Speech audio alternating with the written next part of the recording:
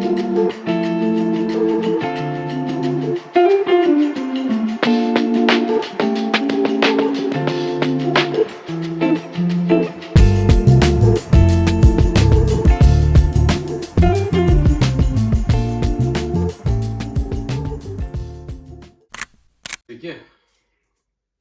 biški ilgiau nekėliau negu praeitą kartą, nes planavau visą laiką kelti kas savaitę, bet su darbo reikalais man neišėjo padaryti. Tai šiandien pakalbėsiu apie vieną temą, pasiruošiau arbatos, šokoladuką. Iš tikrųjų čia bus 3 temos viename, čia nebus daug. Šitas video turėtų būti trumpesnis negu mano įprasti video. Iškart sakau, kad pas mane yra su kamera vienas dalykas. Turbūt matot, kad mano vaizdas daug geresnis, nes filmuoju per savo pagrindinę kamerą. Mano mikrofonas yra integruotas grinai į telefoną. Be mikrofoną aš užsisakęs, jis atkeliauja, tik nežinau kada bus tiksliai. Tai čia tik tais quick disclaimer again. Tai mano temos yra šiandienos apie orą, kaip jis nutaiko pozityvumą ir produktyvumą, apie interactioną su balaklava, kurį turėjau TikToko live, ir nuomonė apie tai, kaip elgėsi žmonės su Drykščiu per jo kovą, čia kur buvo artimiausia. Tai pradėkime turbūt nuo Drykščio.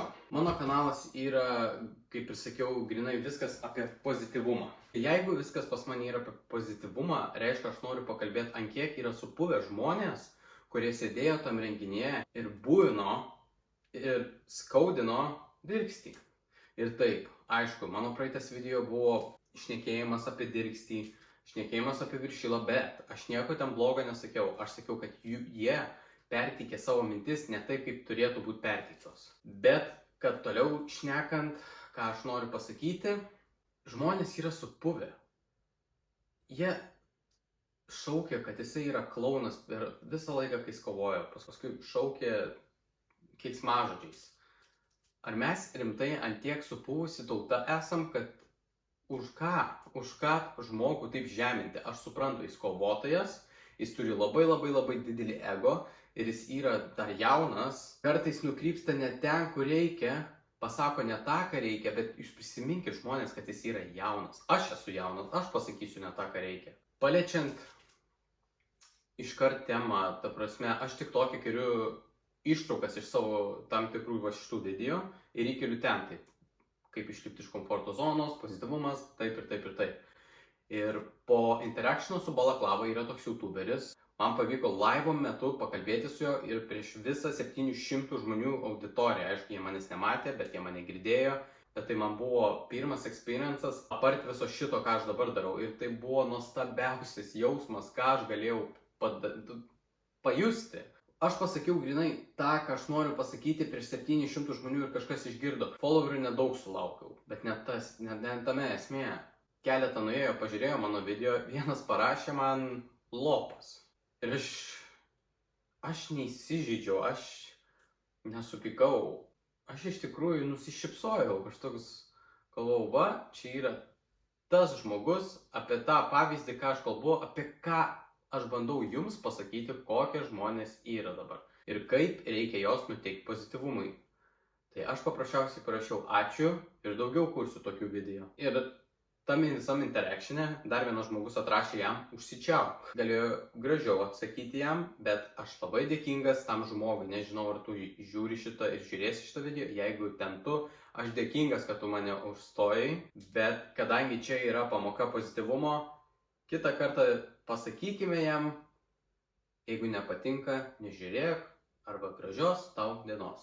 Bet šiaip, ačiū tau, kuris mane užstoja. Grįžtant apie Drykstį, aš žinau, kad ta prasme jis yra tvirto charakterio žmogus ir jam realiai neįdomu ir galbūt jam iš tikrųjų neįdomu. Nes aš dabar jau žinau tą jausmą, kai yra tikrai nelabai įdomu, kai kažkas kažką mano apie tave blogai. Nes va, kažkas pamanė apie mane kažką blogai ir aš nesusireikšminau. Bet vis tiek mano viduje kartais užgauna tą dalyką, kad nu kodėl tu taip, juk tu žmogus, aš žmogus, mes galim ir kitaip bendrauti ir kitaip žiūrėti visas situacijas. Aš pagalvojau, kad ta prasme, ar jūs nesuprantat, kad Drykstys, kad ir kokį ego turėtų, pastatykit save į vietą ir supraskit, kad tai nėra gerai, ką jūs darot. Aš kalbu apie tos žmonės, kurie taip šlykščiai su elgesi toje arenai. Kiek žmonės, liaudis mūsų yra toks supuvęs, kad jeigu jums nepatinka žmogus, jūs nežiūrėkit jo. Ėjot praleis gerai laiką, pasižiūrėti kovos meną, sportą. Kai perkat bilietą, nerašo tenais, kad jūs matysite kovą, bet to pačiu ir galėsite šlykščiai kalbėti apie žmogų, nes jis to nusipelnė. Ten to nėra. Būkit savo vietoj, nekreipkite tą žmogų dėmesio ir daugiau apie jį net nekalbėkite. Tai bus geriausias variantas jam ir jums. Manau, pozityvas turi tokį dalyką nugalėti. Kad ir koks dirbstys būtų, kad ir koks jo partneris viršila būtų, jie yra žmonės. Mes tikrai nenorėtume, kad su mumis taip elgtųsi. Nes jeigu su mumis taip elgtųsi, mes labai susireikšmintume. Tai pagalvokit prieš darant, pagalvokit prieš sakant. Turėjau pakeisti vietą, nes išsikraudinėjo telefonas ir čia artimiausia yra mano rozetė. Toliau, kaip oras gali sugadinti visą discipliną, produktyvumą ir kaip išlikti pozityviau.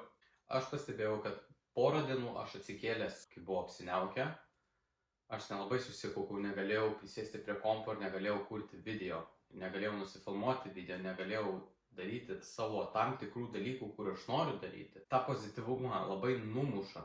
Į savo dienoraštį jau nerašau 4 ar 3 dienas. Tas toksai depressing oras labai įeina į tavo vidų. Man tai labai sukelia didelį sunkumą. Ir aš jį vadinu depresijos oru tiesiog, nes tokia anxiety jaučiasi, dar kažkas. Ir iš tikrųjų šiek tiek kas man padėjo išlikti pozityviu tam tikrose momentuose. Pažiūriu kokį filmą, bet visas tas, kad aš neturėčiau daryti to. Aš turėčiau eiti dabar rašyti skriptą, aš turėčiau eiti editinti video, aš turėčiau eiti kelt video. Nes net visas šitas, aš dabar kai pagaliau vėl atsigavau visą tą ritmą, aš čia be skripto rašau, aš tiesiog improvizuoju, paprasčiausiai. Tik aišku, kai skriptą rašai, tu suformuluoji daug geriau sakinius. Geriau pasakai, ką nori pasakyti. Manau, šiam videui užteks. Norėjau labai pranešti, kad aš niekur nedingęs. Aš toliau kuriu video. Tik porą dienų man reikėjo atsigauti iš tam tikros išėjimo vėl į komforto zoną, kad buvau įsėdęs, dabar vėl išėjau. Ir viskas būtų šitam video. Prašau, sekit, subscribinkit, laikykit, sharingkit šitą video ir iki kito video.